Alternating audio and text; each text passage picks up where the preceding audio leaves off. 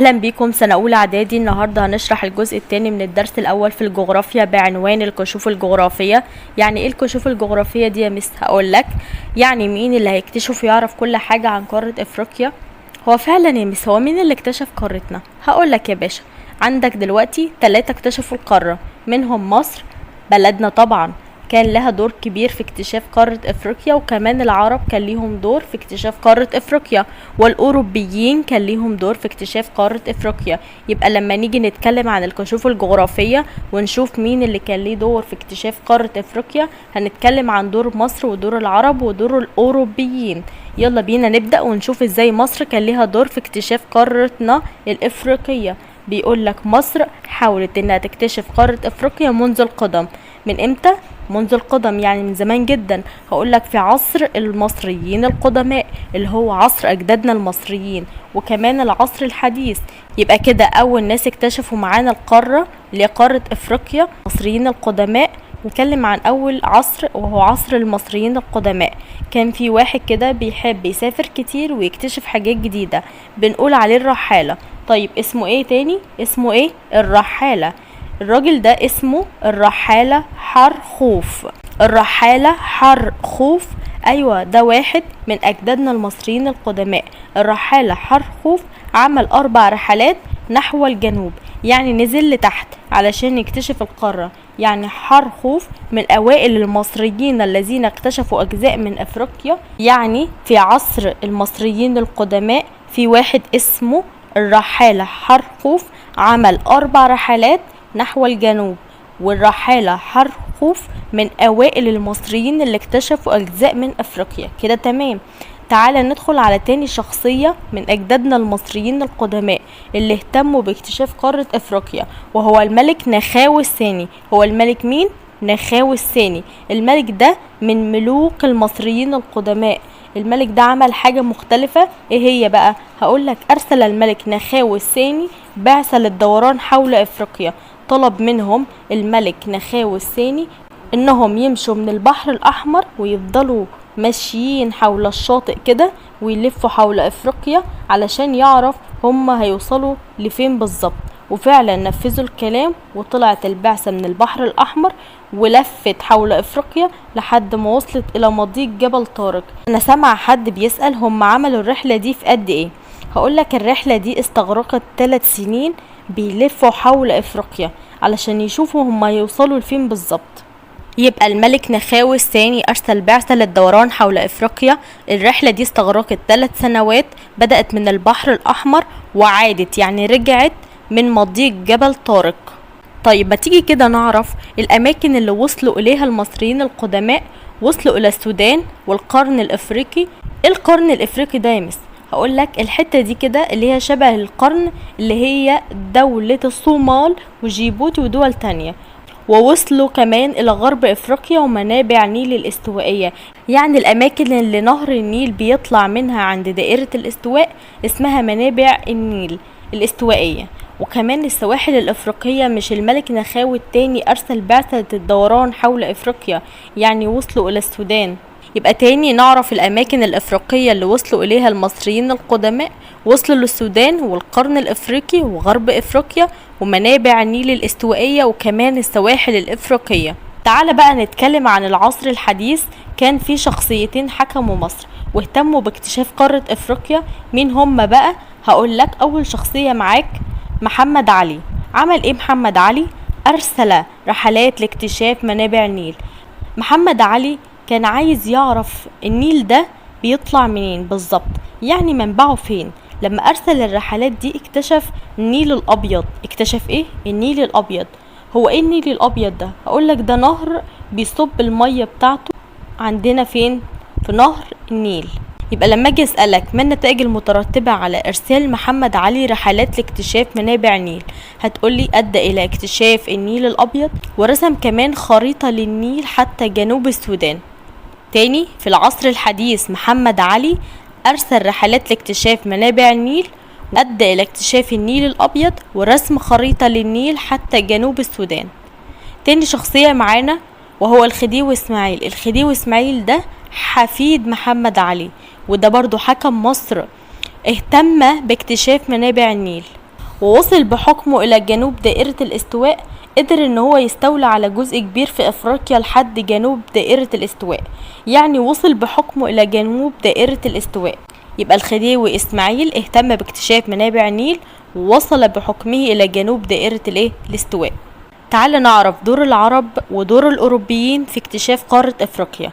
اول حاجة معانا دور العرب اللي هو بينقسم ل3 حاجات. اول حاجة الجغرافيون والرحالة العرب، تاني حاجة القوافل العربية، وتالت حاجة معانا الممالك الإسلامية. الجغرافيون والرحالة العرب يعني الناس اللي بتسافر من مكان لمكان كانوا عرب واكتشفوا أجزاء كتيرة جدا من قارة أفريقيا. وعندنا كمان القوافل العربية اللي هم التجار اللي كانوا بيتاجروا في قارة أفريقيا. وعندنا الممالك الإسلامية يعني بعض المدن الإسلامية الموجودة في قارة أفريقيا.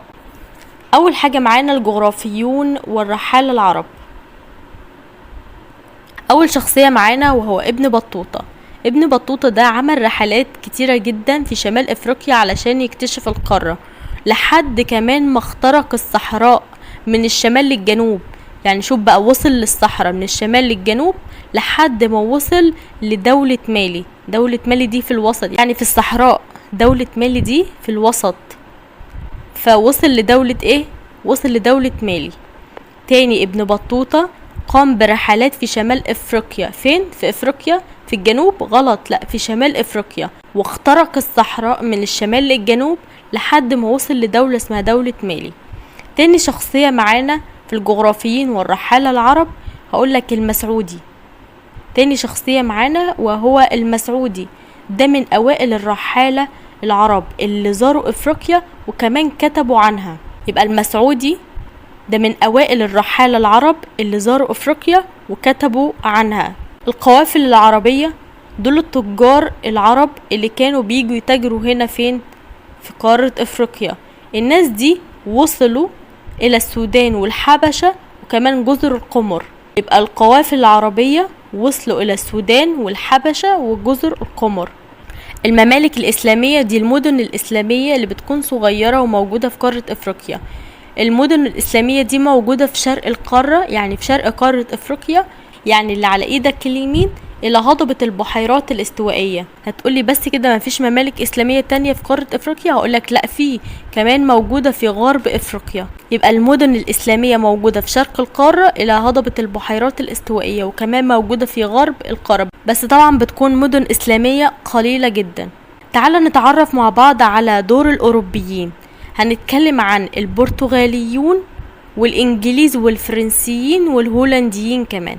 اول حد معانا البرتغاليون. البرتغاليون جم امتى قارة افريقيا علشان يكتشفوها؟ هقولك جم في عهد الامير هنري الملاح. البرتغاليون جم واكتشفوا قارة افريقيا في عهد الامير هنري الملاح، يعني في القرن الكام كده؟ في القرن ال15. بدأوا بقى ان هم يكتشفوا قارة افريقيا، كل ده علشان يوصلوا الى الهند. ليه عايزين يوصلوا لدولة الهند؟ هقولك لان الهند في الوقت ده كانت دولة غنية جدا وهم كانوا بياخدوا منها بضائع، وكان البرتغاليين عايزين يوصلوا البضائع دي الى دولتهم.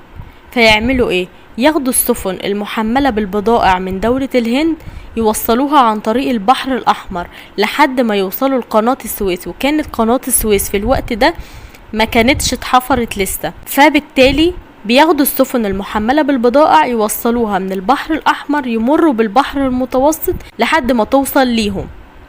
فبالتالي بيعدوا على دولة مصر ويدفعوا لها فلوس. فالبرتغاليون ما كانش عاجبهم الوضع، قالوا لك لا، احنا نحاول ان احنا نفكر ونكتشف طريق جديد يخلينا ما ندفعش فلوس خالص للمصريين. قاموا بالدوران حول افريقيا لحد ما وصلوا لدولة الهند بدون ما يدفعوا جنيه واحد للمصريين. الطريق اللي هم اكتشفوه ده اللي هو الدوران حول افريقيا هنسميه طريق رأس الرجاء الصالح. وبالفعل الطريق ده اكتشفوه 1498، يعني في نهاية القرن ال15.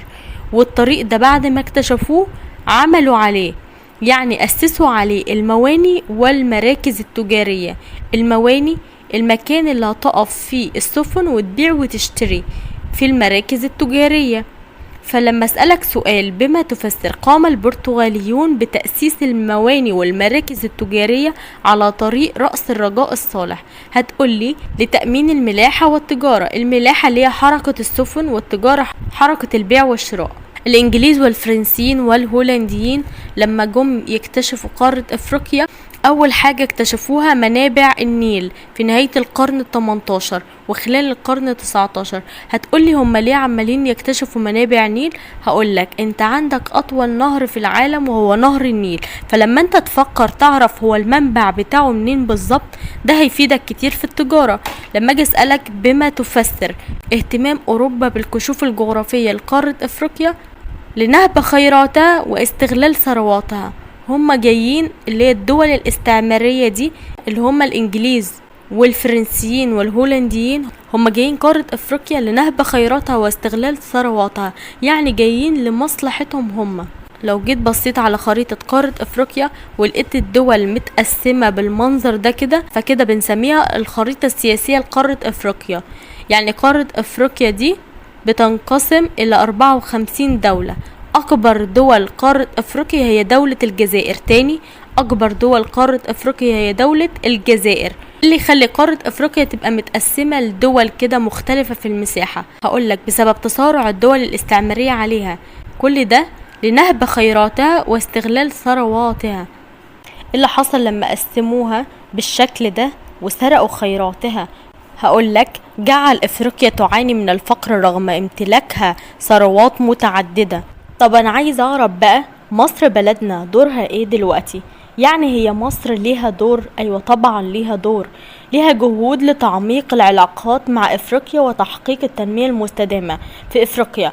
هو يعني ايه يمس التنمية المستدامة؟ هقولك باختصار كده، يعني تلبية احتياجات الاجيال الحاضرة، كمان تحقق التوازن بين النمو الاقتصادي والبيئة والعدالة الاجتماعية. لدرجة ان مصر تم انتخابها لرئاسة الاتحاد الافريقي عام 2019. في اتحاد كده بيجمع الدول الافريقية، فتم انتخاب مصر كرئيسة للاتحاد ده 2019. طب لو سألتك سؤال، ما النتائج المترتبة على انتخاب مصر لرئاسة الاتحاد الافريقي عام 2019؟ كان فرصة لتعميق ودعم دور مصر الريادي وعلاقتها بدول وشعوب القارة الافريقية. هي مصر دلوقتي بتحاول تعمل علاقات قوية جدا بدول وشعوب افريقيا. هو سبب المشاكل دي كلها ايه؟ هي الدول الاستعمارية اللي هي حاولت ان هي تستولي على ايه؟